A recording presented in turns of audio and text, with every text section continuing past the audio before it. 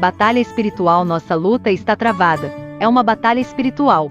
Quanto ao mais, sede fortalecidos no Senhor e na força do seu poder. Revesti-vos de toda a armadura de Deus, para poderdes ficar firmes contra as ciladas do diabo, porque a nossa luta não é contra o sangue e a carne, e sim contra os principados e potestades, contra os dominadores deste mundo tenebroso, contra as forças espirituais do mal, nas regiões celestes. Portanto, tomai toda a armadura de Deus, para que possais resistir no dia mau.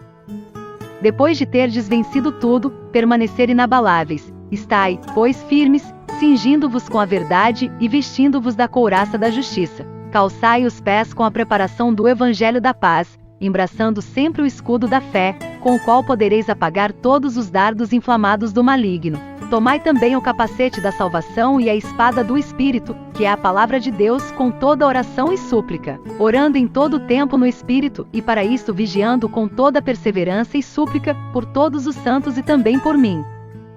Para que me seja dada, no abrir da minha boca, a palavra, para, com intrepidez, fazer conhecido o mistério do Evangelho, pelo qual sou embaixador em cadeias, para que, em Cristo, eu seja ousado para falar, como me cumpre fazê-lo. Efésios 6:10, 20. Paulo falando aos Coríntios, 1 Coríntios 15:46, diz: mas não é primeiro o espiritual, e sim o natural depois, o espiritual. Baseados nesta palavra, podemos dizer que o natural pode ser uma amostra do que é o espiritual, ou, dizendo de outra maneira, aquilo que acontece no natural pode ser um sinal do que acontece no espiritual. Há quem diga que por isso, podemos e devemos fazer um paralelo entre o que acontece com Israel e a Igreja, pois aquilo que Israel viveu e vive no natural tem acontecido espiritualmente com a Igreja.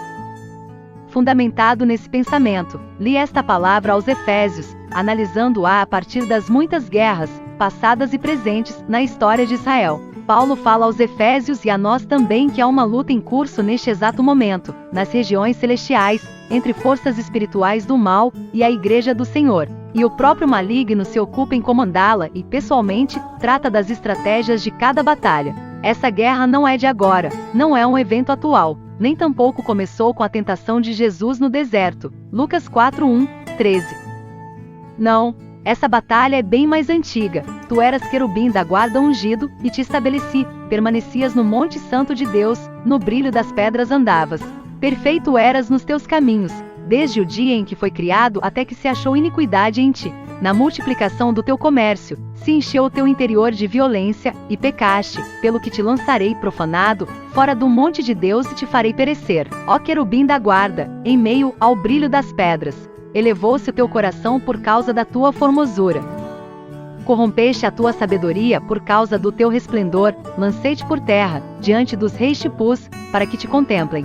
Ezequiel 28:14-17. Como caíste do céu, ó estrela da manhã, filho da alva. Como foi lançado por terra, tu que debilitavas as nações. Tu dizias no teu coração: eu subirei ao céu, acima das estrelas de Deus exaltarei o meu trono, e no monte da congregação me assentarei, nas extremidades do norte. Subirei acima das mais altas nuvens e serei semelhante ao Altíssimo.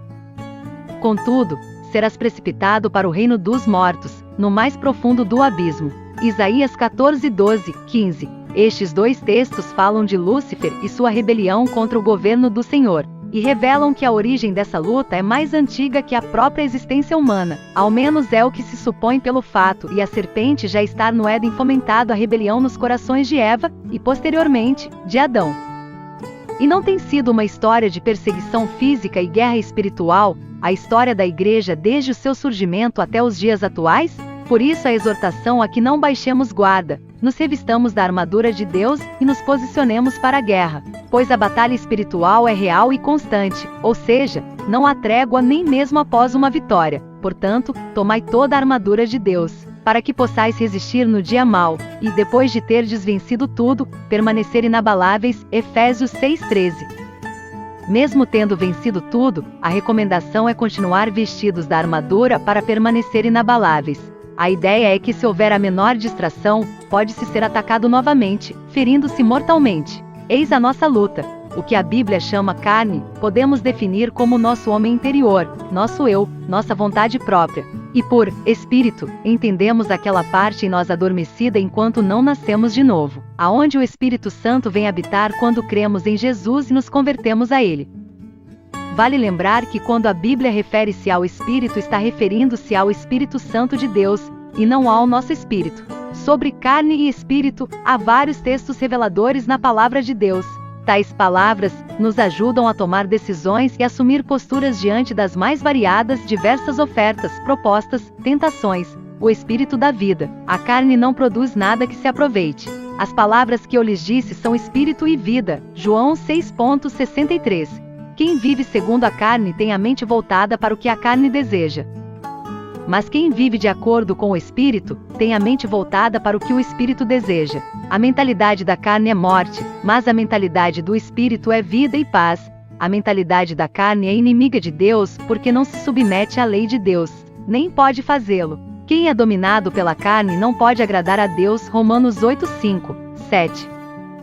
Portanto, irmãos, estamos em dívida, não para com a carne, para vivermos sujeitos a ela. Pois se vocês viverem de acordo com a carne, morrerão. Mas, se pelo Espírito fizerem morrer os atos do corpo, viverão. Porque todos os que são guiados pelo Espírito de Deus são filhos de Deus. Romanos 8:12-14. Irmãos, vocês foram chamados para a liberdade. Mas não usem a liberdade para dar ocasião à vontade da carne. Por isso digo, vivam pelo Espírito, e de modo nenhum satisfarão os desejos da carne. Pois a carne deseja o que é contrário ao Espírito, e o Espírito, o que é contrário à carne. Eles estão em conflito um com o outro, de modo que vocês não fazem o que desejam. Mas se vocês são guiados pelo Espírito, não estão debaixo da lei.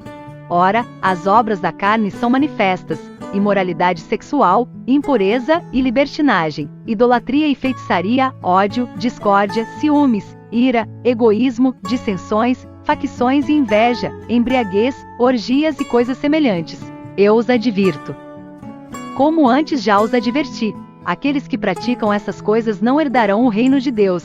Mas o fruto do Espírito é amor, alegria, paz, paciência, amabilidade, bondade, fidelidade, mansidão e domínio próprio. Contra essas coisas não há lei. Os que pertencem a Cristo Jesus crucificaram a carne, com as suas paixões e os seus desejos. Se vivemos pelo Espírito, andemos também pelo Espírito. Gálatas 5:13-16, 25. Não se deixe enganar, de Deus não se zomba, pois o que o homem semear, isso também colherá. Quem semeia para a sua carne, da carne colherá destruição, mas quem semeia para o Espírito, do Espírito colherá a vida eterna. Gálatas 6:7-8. Assim, eu lhes digo, e no Senhor insisto, que não vivam mais como os gentios, que vivem na inutilidade dos seus pensamentos. Eles estão obscurecidos no entendimento e separados da vida de Deus, por causa da ignorância em que estão, devido ao endurecimento do seu coração. Tendo perdido toda a sensibilidade, eles se entregaram à depravação, cometendo com avidez toda espécie de impureza. Todavia, não foi isso que vocês aprenderam de Cristo. De fato, vocês ouviram falar dele, e nele foram ensinados de acordo com a verdade que está em Jesus. Quanto à antiga maneira de viver, vocês foram ensinados a despir-se do velho homem, que se corrompe por desejos enganosos, a serem renovados no modo de pensar e a revestir-se do novo homem, criado para ser semelhante a Deus em justiça e em santidade provenientes da verdade. Portanto, cada um de vocês deve abandonar a mentira e falar a verdade ao seu próximo, pois todos somos membros de um mesmo corpo. Quando vocês ficarem irados, não pequem. Apaziguem a sua ira antes que o sol se ponha, e não deem lugar ao diabo. O que furtava não furte mais, antes trabalhe, fazendo algo de útil com as mãos, para que tenha o que repartir com quem estiver em necessidade. Nenhuma palavra torpe saia da boca de vocês, mas apenas a que for útil para edificar os outros, conforme a necessidade, para que conceda graça aos que a ouvem. Não entristeçam o Espírito Santo de Deus, com o qual vocês foram selados para o dia da redenção. Livrem-se de toda amargura, indignação e ira, gritaria e calúnia, bem como de toda maldade. Sejam bondosos e compassivos uns para com os outros, perdoando-se mutuamente, assim como Deus os perdoou em Cristo. Portanto, sejam imitadores de Deus, como filhos amados, e vivam em amor, como também Cristo nos amou, e se entregou por nós como oferta e sacrifício de aroma agradável a Deus. Entre vocês não deve haver nem sequer menção de imoralidade sexual, como também de nenhuma espécie de impureza e de cobiça, pois essas coisas não são próprias para os santos. Não haja obscenidade, nem conversas tolas, nem gracejos imorais, que são inconvenientes, mas, ao invés disso, ações de graças. Porque outrora vocês eram trevas, mas agora são luz no Senhor. Vivam como filhos da luz, pois o fruto da luz consiste em toda bondade, justiça e verdade, e aprendam a discernir o que é agradável ao Senhor. Não participem das obras infrutíferas das trevas, antes, exponham-nas à luz. Porque aquilo que eles fazem em oculto, até mencionar é vergonhoso. Mas, tudo que é exposto pela luz torna-se visível, pois a luz torna visíveis todas as coisas. Por isso é que foi dito: desperta, ó tu que dormes, levanta-te dentre os mortos e Cristo resplandecerá sobre ti. Efésios 4:17, 32, 5:1, 14. Inscreva-se no canal e ative o sininho. Assim você será notificado quando sair um vídeo novo aqui no canal.